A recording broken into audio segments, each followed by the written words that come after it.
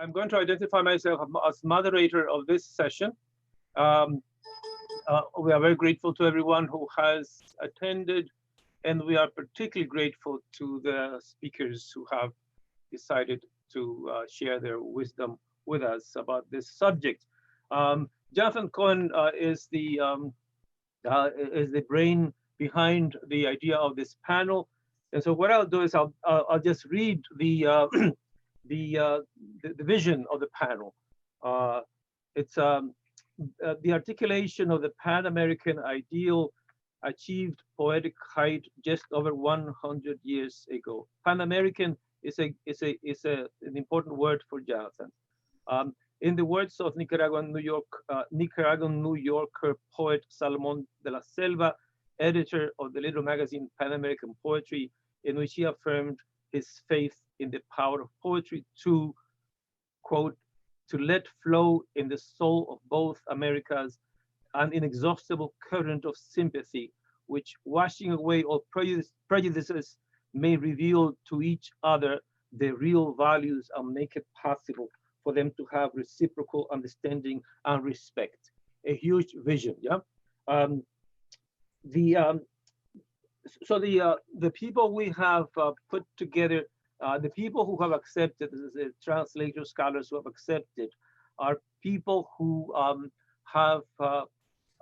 who are committed to translation as a practice, as an art form. I know that Rhina Espaillat regards her translations as part of her oeuvre, not only her original verse. These are people who have done a tremendous job of building bridges across language by translating Latin American poets and Spanish poets into English, Anglophone poets into Spanish, and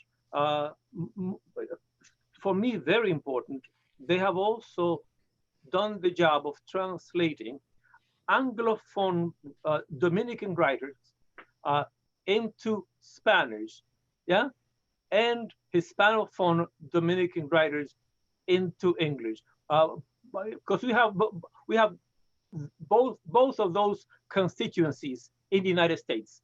Dominicans whose literary language is Spanish, and Dominicans whose literary language is English. So they too need a bridge. And the key person in this in that aspect has been Daisy Cocco de Filippis, who started doing that pioneering work from 1980s, translating Julio Alvarez into Spanish, and translating people like the Franklin Franco, Franklin Gutierrez, and other New York Dominican poets who use Spanish as their creative language into English. Yeah. So without further ado, I'm going to introduce Jonathan by saying that he is a highly accomplished poet in his own right. Yeah, and he has been publishing poetry since his collection poems from the island in 1979.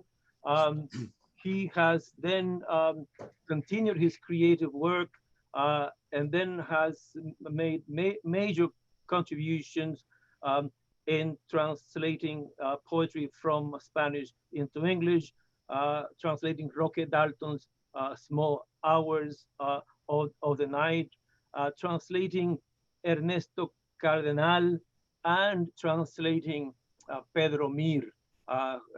Done tremendous, all that that has been known, all that is known today about with the first person translating Pedro Mir into English is Roberto Marquez, who is one of the speakers. And then and he translated partially for those translations of poems to be part of a collection of Latin American poetry translated into English.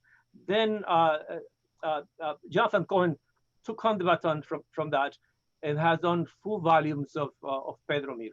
And so I think I'll stop there so as not to cut into Jonathan's minutes. Please, Jonathan. You have to unmute yourself.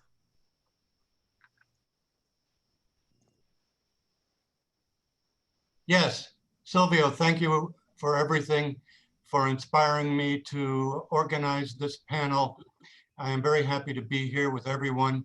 As you can see, I'm on a beach in the Dominican Republic, where it is very warm and sunny.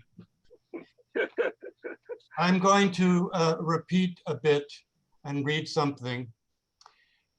To start, just over 100 years ago, a young Nicaraguan poet living in New York City started an ambitious project to translate Latin American poetry into English and Anglo-American poetry into Spanish.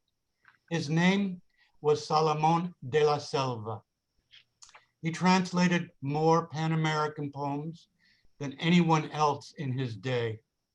It was part of his poetic dream that became the title of his bilingual magazine launched in 1918, Pan-American Poetry.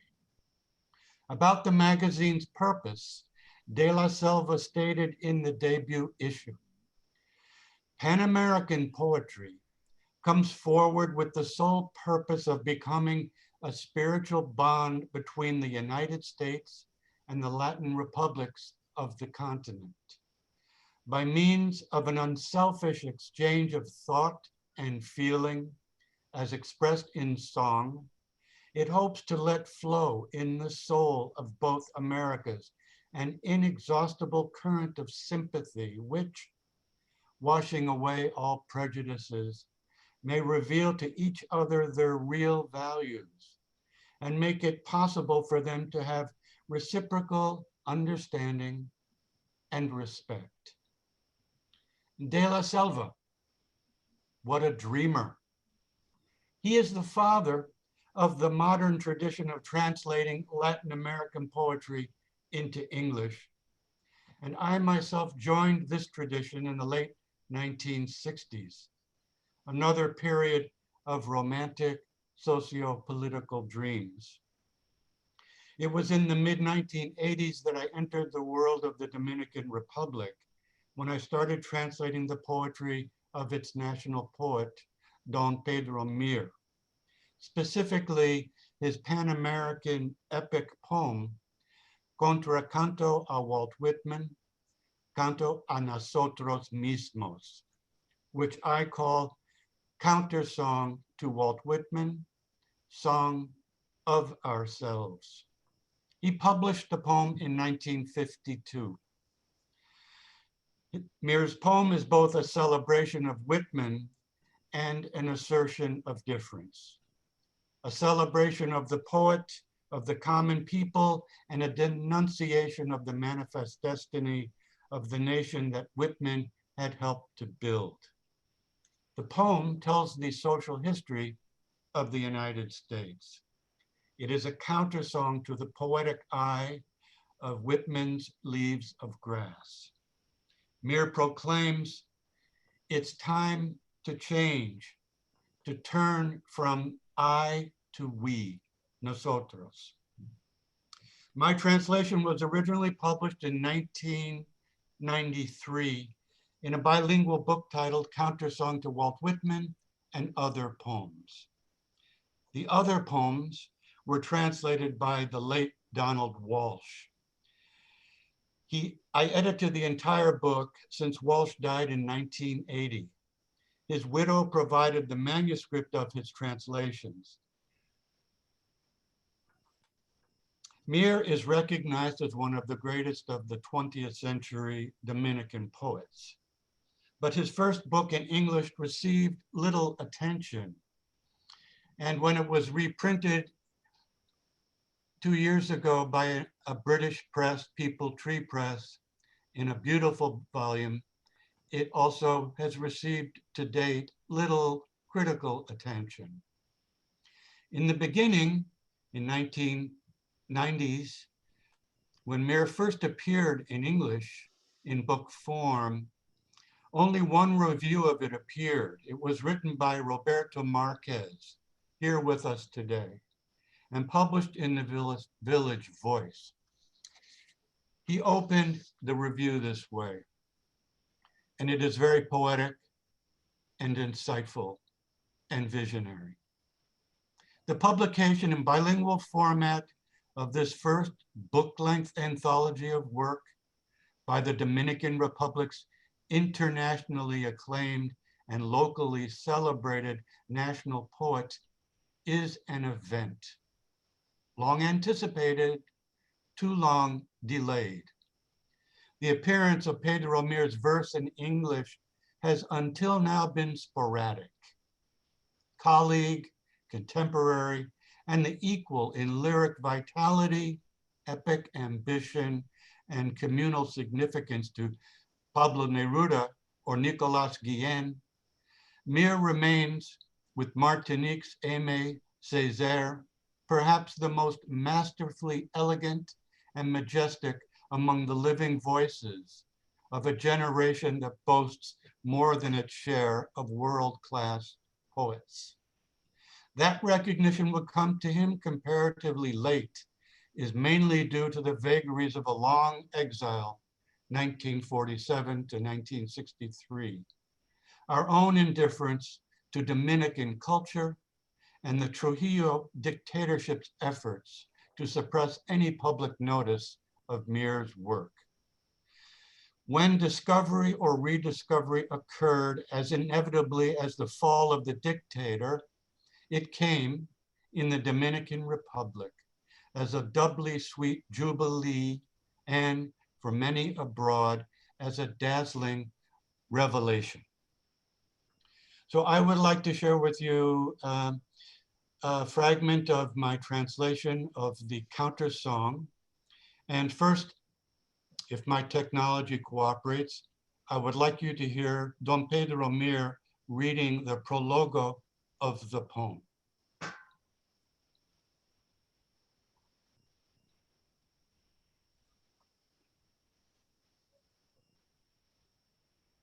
Contracanto a Walt Whitman, canto a nosotros mismos.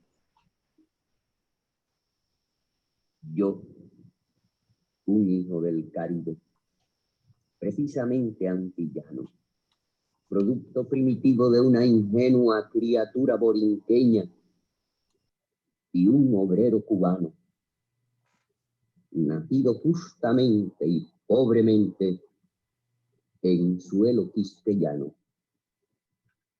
recorrido de voces, lleno de pupilas que a través de las islas se dilatan. Vengo a hablarle a Walt Whitman, un cosmos, un hijo de Manhattan. Preguntarán, ¿quién eres tú? Comprendo.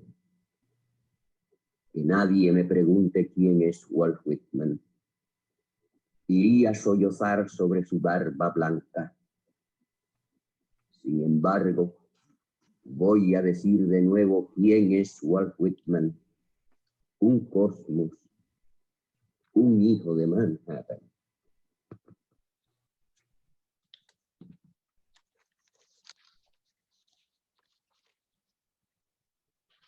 The prologue of Countersong to Walt Whitman. I, a son of the Caribbean, Antillean to be exact, the raw product of a simple Puerto Rican girl and a Cuban worker, born precisely and poor on Quisqueyan soil, overflowing with voices, full of eyes, wide open throughout the islands. I have come to speak to Walt Whitman, a cosmos, of Manhattan, the sun. People will ask, who are you? I understand. Nobody had better ask me who Walt Whitman is. I would go sob on his white beard. And yet, I am going to say again who Walt Whitman is. A cosmos of Manhattan, the sun.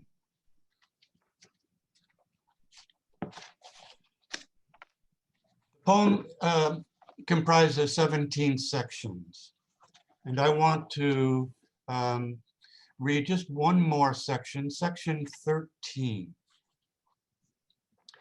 Again, the poem was written in the early 1950s. Yes, the world has changed to a degree.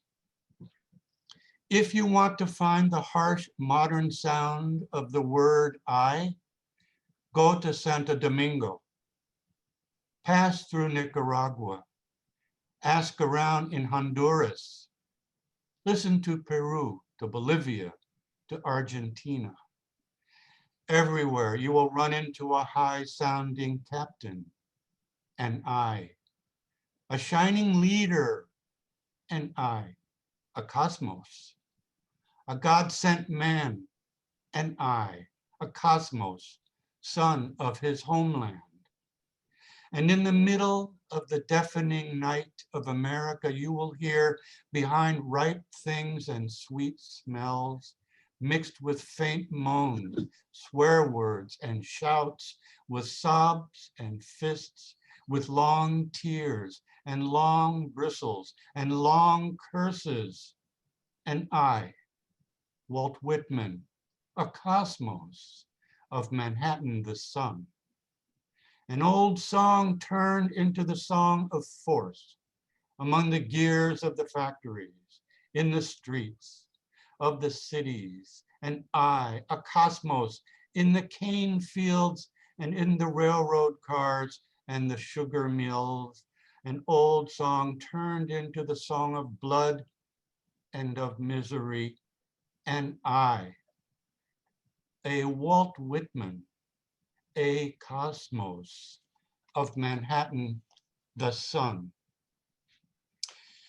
And again, Mir has said that he learned English in order to read Walt Whitman. This poem, though, was motivated in part by his reading of the Spanish translation by Leon Felipe. And Mir disagreed with Felipe. Felipe said the poem was about the heroic, and Mir said, no, it is about the democratic, the common people.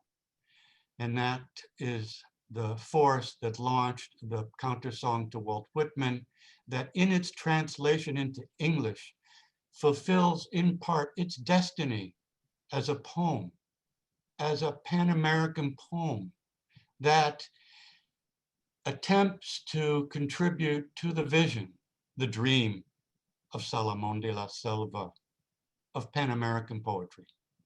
Thank you. Thank you, Jonathan, for that amazing, concise presentation. So much in it. I should also say that Jonathan's interest in Pan-Americanism through poetry is manifested also in his recovery of the work that some American poets have done with Latin American poets and Latin American poetry. One most recent is his translation or his recovery of the translations of William Carlos Williams of Latin American poetry. And that's actually a very important volume that needs to be mined to see. Carlos Williams has had a very peculiar understanding of the value of Spanish. But it was about, so it's an amazing recovery that you've done there, Jonathan. Thank you very much. I will move on very quickly to Rhina P. Espaillat, a graduate of Juilliard Richmond High School in Manhattan some time ago. Before that, she had been, Rhina has been in the United States. She is born in the Dominican Republic and has been in the United States since the 1930s. In 1937, she was part of a diplomatic family. The family broke with the government that had appointed them as diplomats, and that caused them to be, instead of being diplomats, they became exiles. And they were in Washington, D.C., then moved to New York, and that brought Rhina into the New York City public schools, where she attended. She excelled at every level, and in high school was discovered by teachers who first were surprised of how quickly she had mastered the English language, and how original and how much she owned it, and to the point that she began to publish poems that teachers of hers saw and decided to share with the rest of the world. So one particular teacher sent her poems to the Ladies' Home Journal, a magazine, which and they accepted the poems, not knowing that the author was a little kid. And so at age 16, she broke into print at large, and and with much with a great deal of repercussions. Rhina then, after that, became the youngest poet ever to be inducted into the Poetry Society of America at age 17, and was by all accounts a teen star poet in New York City. Then she entered holy matrimony, and her poetry began to accumulate less rapidly, and so she raised her kids in the 80s. Then she went back to poetry with full force after she had also succeeded at editing her kids, all of whom there's a collection of hers in which she dedicates, in her dedication to her kids, she says to the three kids, and then who were a joy to edit and need no revisions. And so basically in the 1990s, she recovered the stardom that she had put aside in the early 1950s. And with that, I'll just pass on the mic to Rhina P. Espaillat.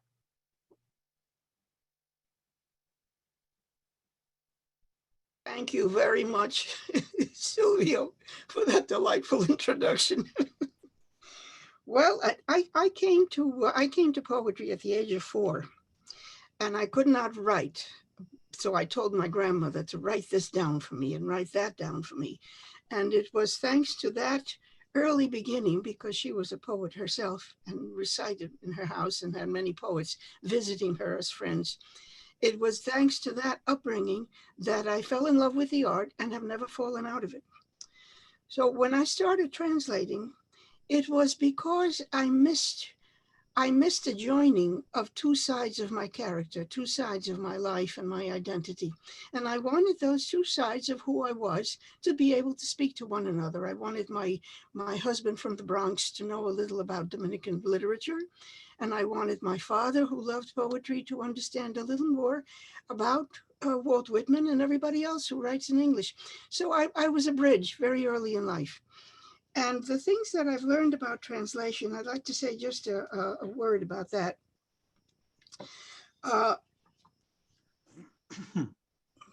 Just setting this thing, okay. That the vocabulary has to match when it comes to the level of vocabulary. There are many things about translation that you don't learn until you've done a whole lot of it. And all of you know that. The vocabulary has to match.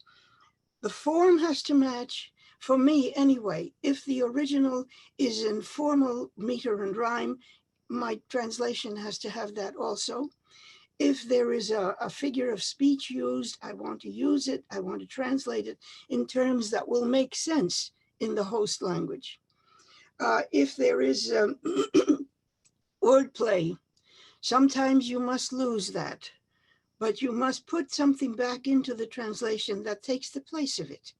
It may not be exactly the same kind of wordplay. Puns are impossible, but there has to be something in there that tells the reader in the other language, there used to be a pun here. Somebody was having fun with language here, and that's important to do. There has to be the imagery. This has to be the same. And the other thing is that the translator, for me, has two essential duties, has two aspects of his nature that must come through in the translation.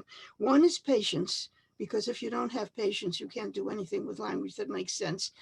And he must have humility, because you're going to fail to some degree. I've discovered that over all the years that I've been translating. There is no translation of mine that I look at now and say, aha, I did it. No, I always feel I almost did it. But the humility comes in because you know that you're going to lose something. And your ambition is always to lose as little as possible and to be philosophical about the things that you could not gather completely. Poems have body language. I didn't know that until I started translating. They have all the other things that we all know about. But I discovered doing Frost, for instance, I'm going to begin with Frost, that he has body language. His poems look at you in a certain way. Sometimes they point a finger at you like this. Sometimes they look at you over the shoulder because they're saying something that they know makes no sense, but you have to dig into it a little bit to make the sense. All sorts of games are being played with you, and this is especially true with poems by Robert Frost and people like Emily Dickinson, whom I've also translated a lot of. But let me begin with a poem by Frost called The Silken Tent, which had a lot for the translator to pull his hair out over, because the poem consists of a single sentence. It's a single sentence that consists of maybe 4 separate subordinate clauses. They're separated not by periods, but by semicolons or commas. And that's because what is being described in the poem is also unbroken. It's a person, it's a woman whom he is praising because she is so unbroken, because she is so whole in her response to life. She's a caretaker. She never seems to be overtired or wishing to do something else other than what she's doing. In other words, she's a woman as calm as a silk tent in the wind, who is not even aware of the fact that the wind is pulling at her. And here it is, The Silken Tent. And I'll just read the first quatrain from his original, and then go on to the translation. She is as in a field, a silken tent at midday, when the sunny summer breeze has dried the dew, and all its ropes relent, so that in guise it gently sways at ease in its supporting central cedar pole. And then he goes on from there to a perfect, accurate description of a tent very gently moving in the wind. And here's the translation. Es ella, como tienda de campaña de seda, a mediodía, en pleno prado, cuando ha secado el rocío, el sol que baña la brisa veraniega, y relajado cada cuerda, en sus cables de retén, meciéndose de su poste central, signo del alma, segura, en el vaivén que indica su destino celestial. Ningún lazo la estorba, encadenada por el pensar, por múltiples sedosos vínculos de amor al mundo atada, luce tan leve que si en aires caprichosos una que otra cinta no tensara, de su ligera prisión ni se enterara. And I love that poem for its tenderness, which is not a quality that we associate with Frost. We associate wit, intelligence, a certain hardness in his handling of the truth. He doesn't soften anything for anybody. But this is a poem about somebody that he feels tenderness for. And it comes through beautifully, and I just love it. Now, I want to do a poem that I translated in reverse. This is one by another poet who was one of my loves in life, and this is San Juan de la Cruz. And this is one of his famous ones called Song of the Soul in Intimate Amorous Communion with God. Now, this is almost erotic. This is a love poem to the deity, And he does that very well. And this is a style that was 16th and 17th century. It occurred in Spain and in England also, and in English also. And this is Canciones del alma en la íntima comunicación de unión de amor de Dios. And again, I'll read just the first stanza in the original and then go on to my translation. Oh, it's almost X-rated, so enjoy.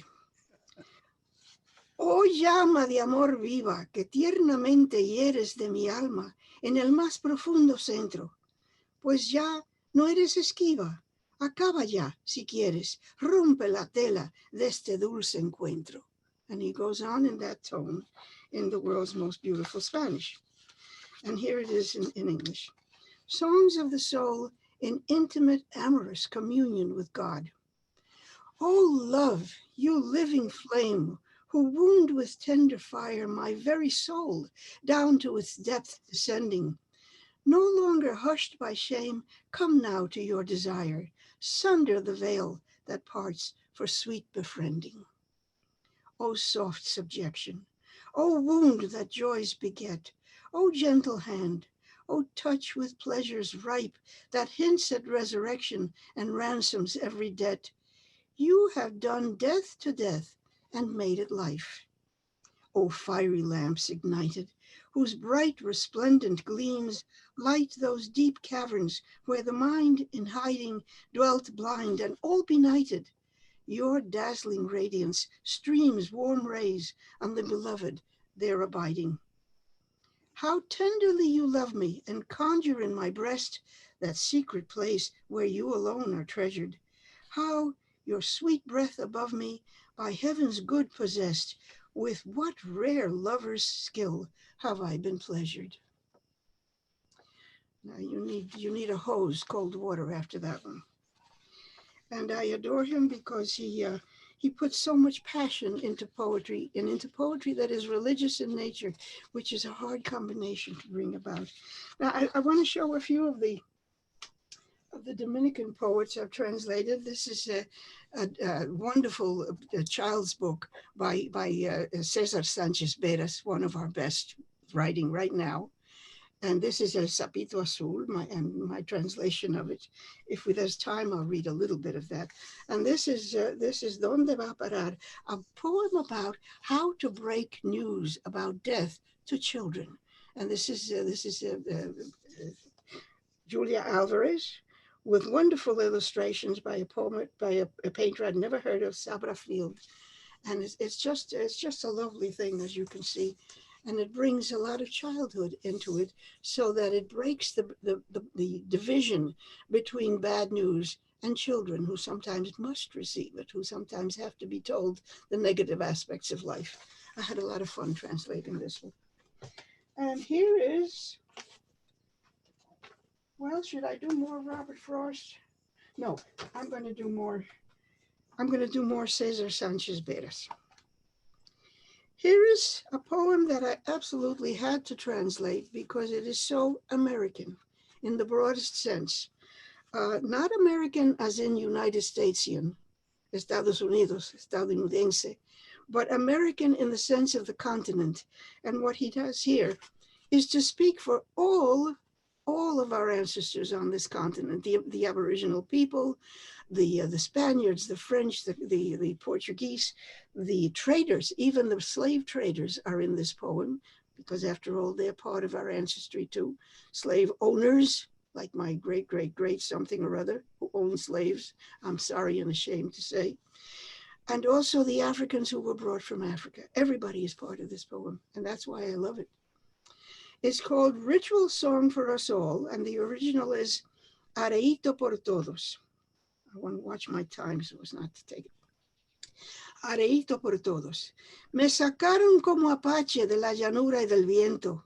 Me arrojaron como inca de la barca del silencio. Pero vengo de la sombra del pasado y del futuro. Me sacaron como indio, pero vuelvo como negro. Me sacaron como negro del tambor de la esperanza. Me negaron el trapiche para moler mis adentros. Me negaron en Yoruba, en Bantú, Carabalí. pero vuelvo en la manigua cimarrón en blanco y negro. Me sacaron por judío, por latino, por moreno. Me sacaron por hispano, por guloya y por negrero. Me sacaron de las nubes donde desnudé la lluvia. Me sacaron de los montes donde desnudé la tierra. Pero vuelvo como indio, pero vuelvo como negro. Pero vuelvo en español, en yorigua y en taíno, regresando por los montes, estrenando un rostro nuevo. Vengo con el mascarón de los que no tienen patria. Me sacaron, pero vuelvo, pero vuelvo. And here it is in English. I'm sorry, I said I'd read a little, but I couldn't stand leaving it. I just had to finish it. Ritual song for us all. They tossed me away as Apache from the plains and the wind. They tossed me out as Inca from the bark of silence, but I come back from the shadow of past and future. They tossed me aside as Indian, but I return as Black. They tossed me away as Black from the drumbeat of hope. They denied me the sugar mill used to grind my insides. They denied me in Yoruba, in Bantu, in Caravali, but I return to the scrubland as runaway slave in white and black. They tossed me away as Jew, as Latin, as Moor. They tossed me away as Hispanic, as Gullah, as slaver. They tossed me out of the clouds where I denuded the rain. They tossed me out of the hills where I denuded the earth, but I return as Indian, I return as Black. But I return in Spanish, in Yoruba, and in Taino, trekking back across the wild, trying on a new face. I come wearing the mask of those who have no country. They tossed me away, but I return. And I love the sound of the shaking fist at the end of that poem, because it's the sound of somebody claiming his or her ancestry and saying, I am all of these things, and if you don't like it, that's your problem. And I think that may be a good place to stop, unless I read just a little bit more of Cesar, just a little bit from the Blue Frog. El sapito azul. And yo soy tu nuevo amiguito y aquí te vengo a contar. And here's Blue Frog in English. Your small new friends passing through, that's who I am, here to tell strange adventures that befell a little frog I once knew, who took a fine journey to places that he stopped to see. He went as far could be and saw everything there was. But please don't tell this because it's a secret. He was me. So, and that's a good place. Thank you. Thank you, Rhina, very much.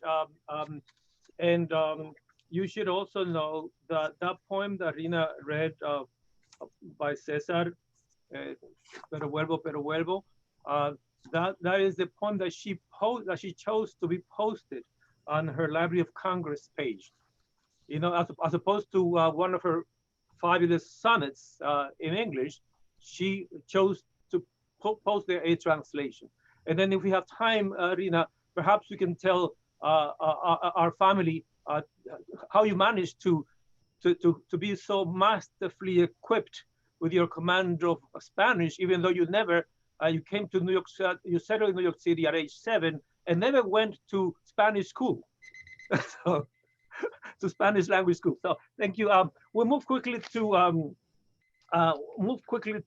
Roberto Marquez, who is Professor Emeritus of Latin American Caribbean Studies at Mount Holyoke.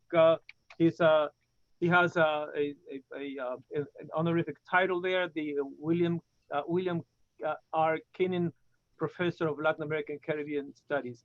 You know, they give you that when you make it big. They give you a title, yeah. So that's what we're dealing with here.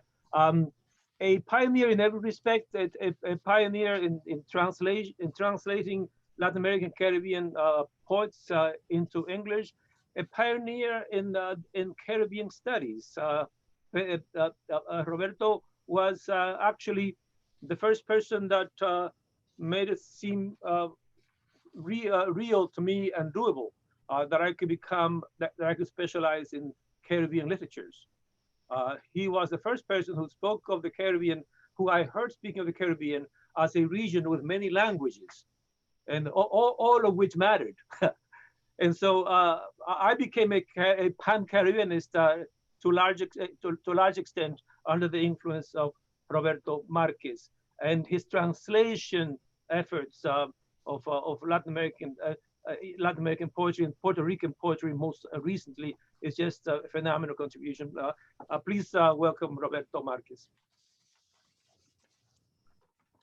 Well, thank you, Silvio, for the introduction, and in particular for that mention of whatever impact I may have had on your work, since your work is extraordinary and should be recognized as such. I guess I should begin by saying a couple of just general things. One, I came to translation. It's interesting hearing Rhina, I almost heard myself when she said in particular, I came to translation because of my need to unify the two sides of myself.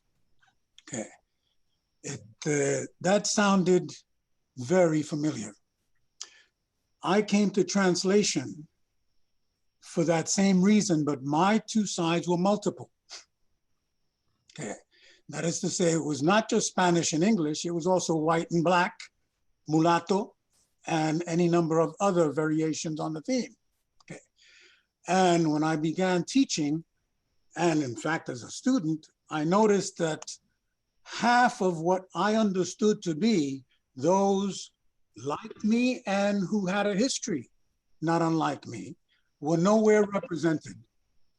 And I remember at Harvard University, when I proposed that I do my thesis on the work of the Afro-Cuban poet Nicolás Guillén, one of the very distinguished professors there said, you don't want to do that because your career will go sideways.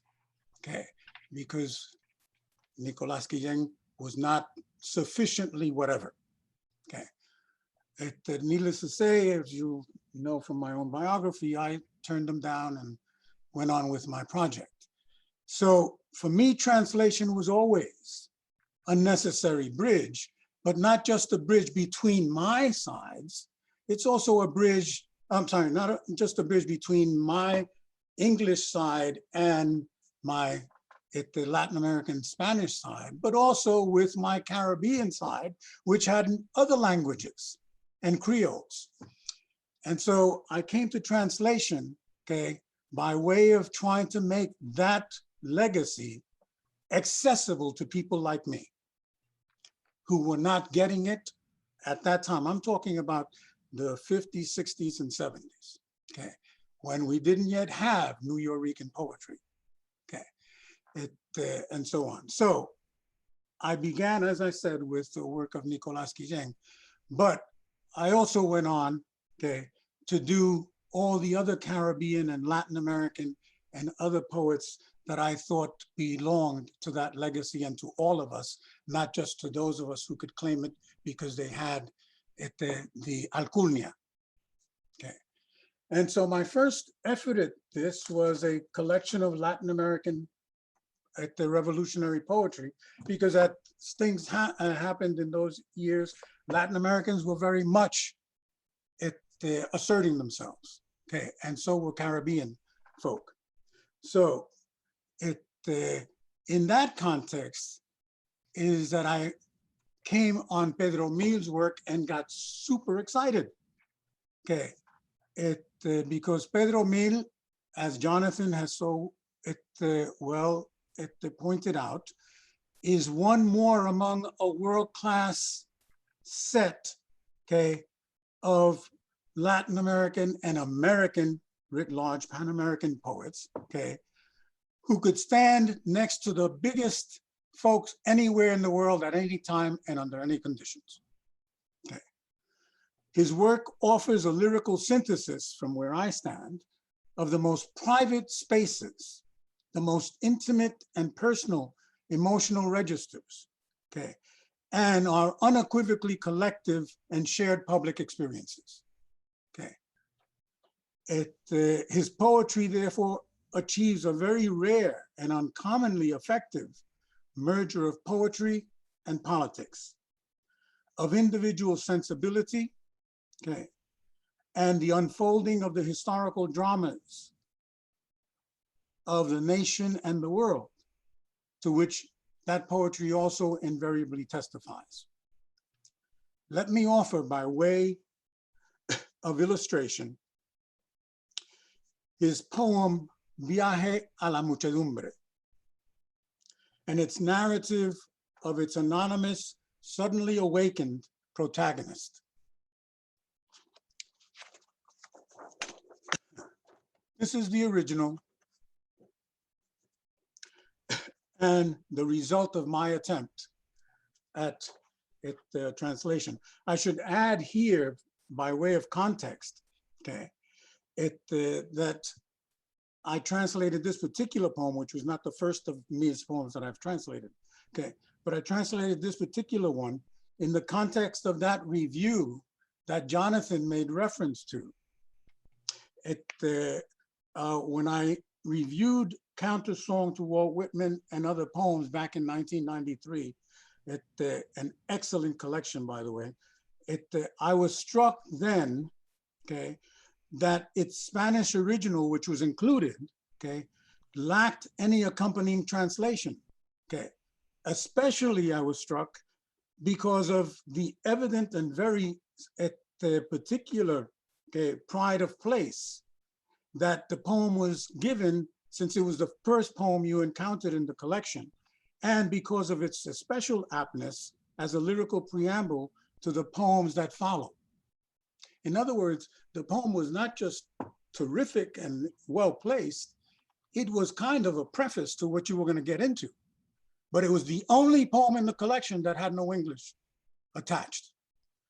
So I decided, okay, to try my hand at a transcreation of it, and as a translator to contribute to the general effort of making the poet's work more generally available to the English and Anglophone readers. So here's the original, Viaje a la Muchedumbre. Aquel que entre dos flores rasaba un legumbre, no comprendía a voces las veces más sencillas. Disuadido del tiempo, libraba una costumbre contra todo molino de viento en sus rodillas.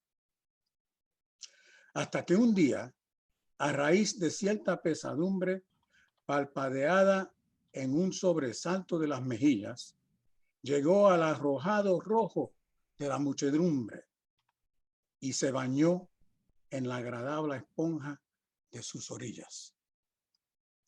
Vivo y mojado, arriba las lenguas de los bronces, cerca una estatua antigua nublada desde entonces, fija en perfecta llovizna hacia la juventud. Pues cuando el vino baja en doncellas de las vides, no hay ventura más fresca para los no me olvides que un baño en el rojo arrojo de la multitud.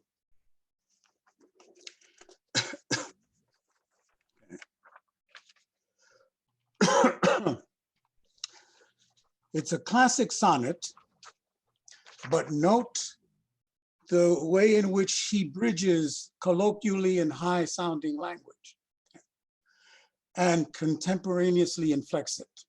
Okay. Two, the title, I think, is superb. One, not just because of what it actually says, but also because it's wonderfully ambiguous. Okay.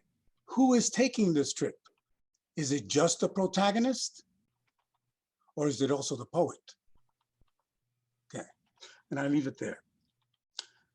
The other thing is the emotional tenor of the experience that you're going to get.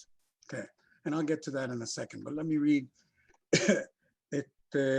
my attempt at an Anglophone version of this. It reads, Journey to the Multitude.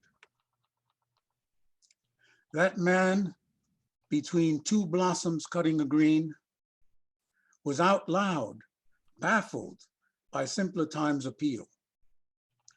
Dubious of tilting at windmills or time's heel, he performed on his knees a set routine.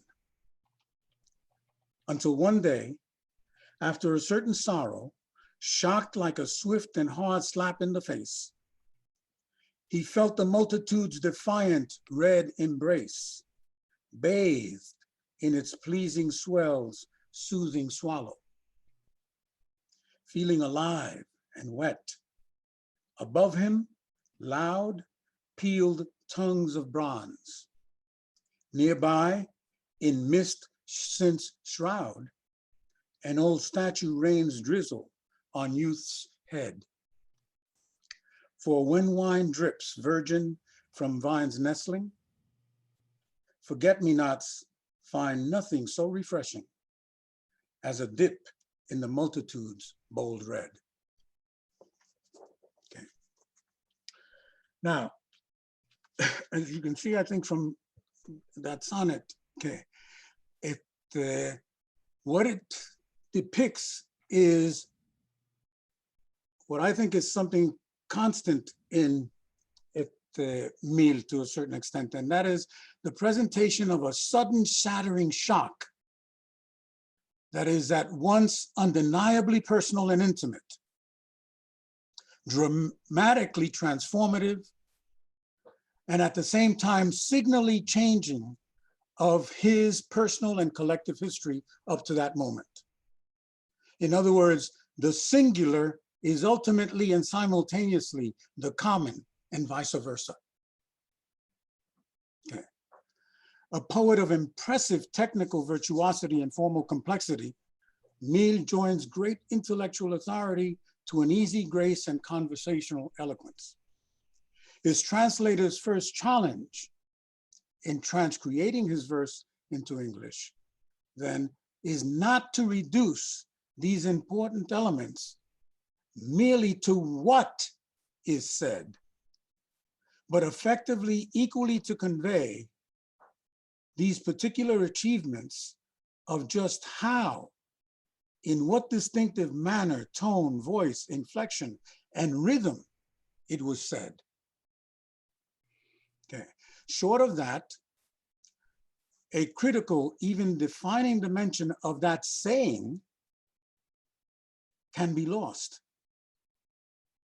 Okay. A sonnet in Spanish, as Rhina just said, must ultimately emerge as both an accurate transcription of that what and its meaning, and emerge as well as a convincing sonnet in English. Okay. So that Spanish doesn't get in the way when read as English. And the same thing is true in reverse. Okay. That for me is the challenge of the translator and how sturdy the bridge he builds is as a Pan-Americanist. Because one of the things that I also, in the process of doing all of this, found particularly in the 70s, when we were so involved in there, is that we often translated particularly revolutionary poets in terms of what they said, but not how they said it. And so you always were clear on what their ideological position was. You were not always so clear that they were good poets. Wonderful. Okay. Thank you. And that came home to me when I tried to teach some of this translated poetry to some of my students. And a lot of them would come up to me after class and say, what's the big deal? I got what he means, but what's the big deal? Okay, because a sonnet was presented as an ideology, not as a sonnet. Beautiful. Beautiful. Okay, Okay. and that to me is el acometido, if you like, okay, of the translator and the Pan-Americanist and the Pan-Caribbeanist, if I may. Beautiful. Beautiful. Let me. I think you run out. I think you run out of time, Roberto. Okay, if I've run out of time, I'll leave it there. All right. It's a beautiful ending, though. So Daisy has a long history of. Oh, you know what? May I just add just one thing, because I Yeah. mentioned it and I didn't close it. And that is that the first poem of Mir's that I translated was in the early 1970s, and it was called Amén de Mariposas. And like this poem that I've just expanded on, Amén de Mariposas is both much more epic and much more ambitious in terms of length. It and indeed has 3 acts, so to speak. But like this poem, okay, at the core of that poem is the moment of shock that transforms everything that we assumed about reality and makes us new and takes us forward. Okay, and I'll leave it there. Thank you, Roberto.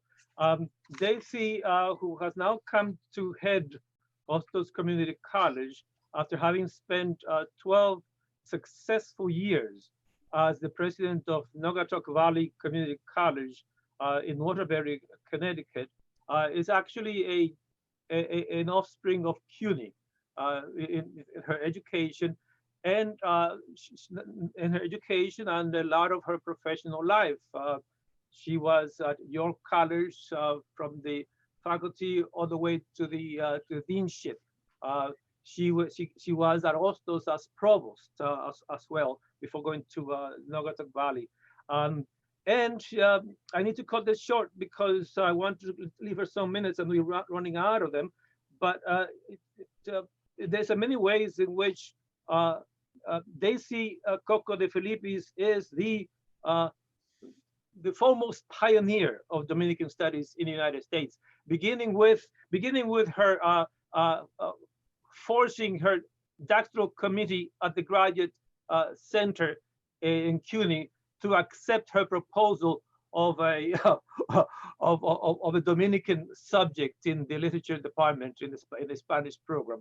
And so, but I like to just say that she also translated Julio Alvarez into Spanish before Julio Alvarez became the big thing that Julio Alvarez now is. Yeah, in the 80s, and she's also a community builder. She had a series of gatherings in her house in which poets came, artists came to meet in her house and eat well. You know, various kinds of artists, and out of that came a series of publications entitled Tertuliando, hanging out, which were invariably bilingual and invariably the English translated by her. And so with that, please welcome Daisy Cocco de Filippis. Thank you, Silvio. Silvio, I'm not sure it's all that comfortable when I say he's the Pedro Enriquez Ureña of our group. And I mean it in the sense of how wonderful his prose is and how deep his research goes and how generous he is with his work. I want to say that, and I have a few things to read, but I feel totally out of place with this wonderful group. I am so grateful, so grateful that you came to share with our students and faculty and staff at Hostos this gift. I have so enjoyed myself hearing you read some of your work and translation, your very generous work. As a student who came here when I was 13 years old, I found myself at Queens College, and I knew very little about anything Dominican. And it was my Puerto Rican professors. I always say I am the product of CUNY, of Jewish women and Puerto Rican men for the most part, some of them not at CUNY. So I'm going to mention, just out of respect, Rafael Rodriguez, who gave me a copy precisely of Viaje a la Muchedumbre, who said to me, how can a smart girl like you know so little about your own Dominican experience? And really, if I fought for that dissertation at CUNY, and I had to fight and I had to integrate a semiotic process to it, was because I had Rafi in my heart and in my head, and his friend Victor Fragoso, wonderful, wonderful scholar, had done De la Noche a la Muchedumbre, the epic poems of Pedro Mir as his own dissertation, which he shared with me. And so Through them, I got to meet Don Pedro. And I did use Don Pedro's work as my oral exam at the grad center. And Don Pedro was the kindest, most generous man to spend time with this student who was so thirsty to know, and guided me and met with me multiple times. And so he's in my heart. In a sense, I pay tribute to him at Hostos because we had an international conference in his name. And my friend Chiqui Vicioso had put together a booklet, Cómo escribir un poema con Pedro Mir, that she had taken a workshop with him. And we published that at Hostos and distributed to the students. And then I used it again for the students in Agato Valley. And I'm getting ready, you know, my staff is saying, reprint this and let Chiqui come back and do this workshop with the students. So I want to say that also to Roberto Marquez, with whom I had the honor to be in a panel, a maker ever years back, and his work, and Nicolas Guillen. So I just wanted, I want all to know that I met Julia Alvarez through another Puerto Rican colleague, Luz Maria Umpier, who gave me a copy of these Grow Press publications of Homecoming.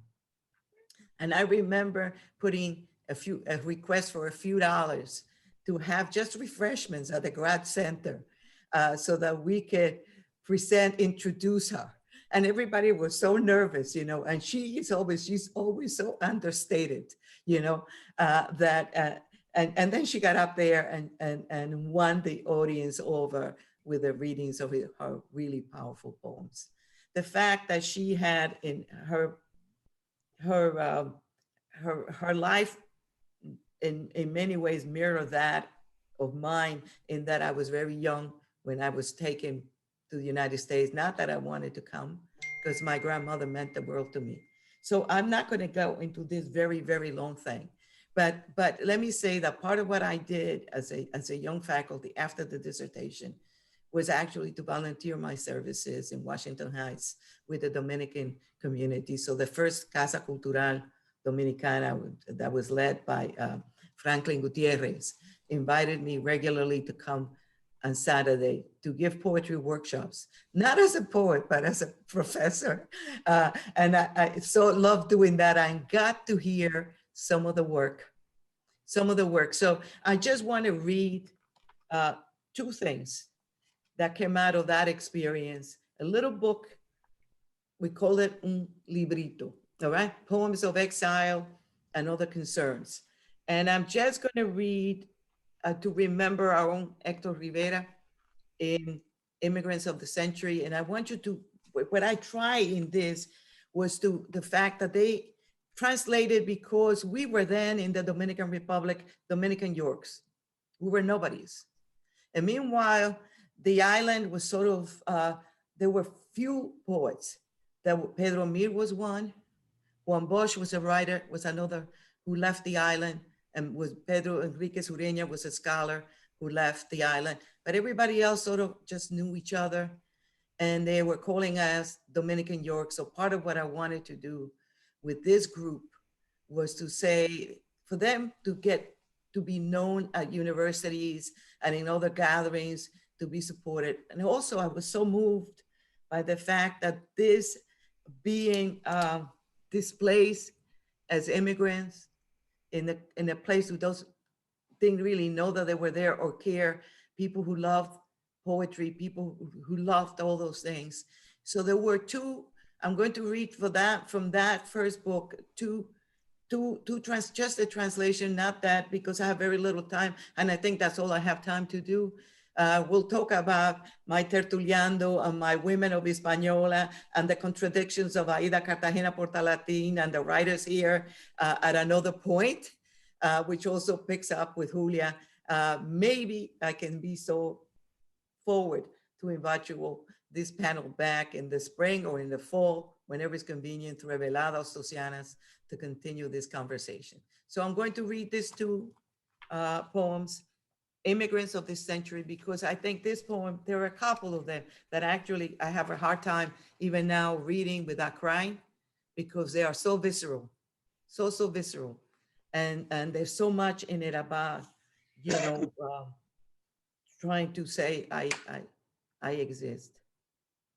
I'm not, I want to come out of my non-existence through this poem. We, the immigrants of this century, will roam the earth with a handful of dirt on our chest, without a place to substitute our homesickness. We will gaze always from afar, drawing in our eyes, lacerated by skyscrapers, our last image of a homeland. And there will be no cradle to rack our lips, and the bitter taste in our mouths will become a commonplace. And each morning it will wake when we do, like the latest conquest of our lovemaking, and it will leave for the factories to lubricate our minds with the vague residue of our yearnings. And at every gathering, we will dance the distance of a merengue. I'll stop here because it's a very long poem. I'm happy to share it. And I'm going to then talk about the other issue, which is that you talk about being bridges. The women in the 80s in the Dominican Republic and here became the bridges, embracing Haiti as part of who we are, as this divided, really painful experience of a half island, our Hispaniola. So Chiqui's poem, Haiti. This poem also is Doña Rhina, together with yours, was left as a plaque in the Poets Circle at Agadir Valley Community College. Two of my most powerful women poets that I know I respect. So Haiti, I imagine you a virgin before 4 running pirates have removed your mahogany dress to leave you thus with your bare round breast and your torn grass skirt, barely green, timidly brown. Haiti, I imagine you an adolescent, fragrant, vetiver, tender with dew, without the numerous scars displayed in the traffickers' maps and multicolored banners sold on the sidewalks of Port-au-Prince, Damiel, St. Mark, and Artibonite in a dramatic tin plate bargain. Haiti, traveler who eagerly smiles at me, interrupting the quieter paths, softening stones, paving dust with your sweaty, bare feet. Haiti, who can give art 1,000 shapes and who paints the stars with your hands. I found out that love and hate share your name. Thank you. Wonderful, wonderful, Daisy. I would just like to read Isabel Espinal, Buenos Dias, Roberto, Jonathan, Daisy, Silvio, and Rhina. She had to leave, but she truly enjoyed the whole experience. Hi, Daisy from, I don't know how to pronounce the first name. Is it Ian Motkin from Los Angeles? And hi, everyone, and hi to Daisy. And Osoria, Leighton Osoria, or Leighton Osoria? I'm getting the names that I can't pronounce well. Leighton. Leighton, okay, thank you. Thank you. First, a hi to Daisy and then to everyone.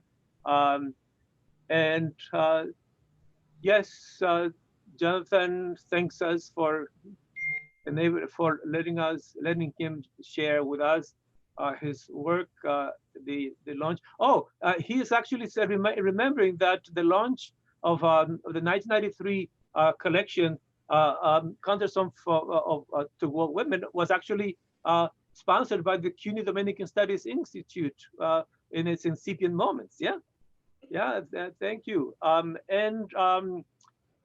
Dana, so please, this panel is now concluding. Please go to your registration email confirmation to join us for the welcome webinar, which will begin in 15 minutes at 11:30. Thank you for your support of the DSA conference. That reminder came from Diana Kramer in the president's office. A wonderful panel, says Inmaculada Lara Bonilla. Thank you. And Nelson Santana gives us a cheers. Julie Sellers, thanks for the panelists. Miriam Pacheco, Miriam Pacheco Salazar, thank you. Nancy Seller, thank you. So a great deal of enthusiasm, and we are very sorry that we only had 1 hour and 15 minutes and too much to share with these incredible people who accepted to be part of this panel. Thank you very much, and we'll see you all at the formal welcome to the to DSA 2020 virtually at Hostos. Thank you, Silvio. Thank you, Silvio, and thank you all. Thank you all. Thank you so much. It was an incredible honor being here with the rest of you. I share that. That was exactly my sentiment. Igualmente. Yeah. Igualmente. Un abrazo para todos. Mucho cariño, mucho respeto. Un abrazo virtual. Jewel sends us a hands up, one of those images that that I have no command of, approbation of our efforts. Yeah. Yes. Yeah. Thank you. Nelson Santana, thank you. Muchas gracias a todos, and so on. Wonderful. See you all at the opening, the formal opening at 11:30. Y vivan las Américas. Y vivan las Américas. Yes. Que vivan. Hasta luego.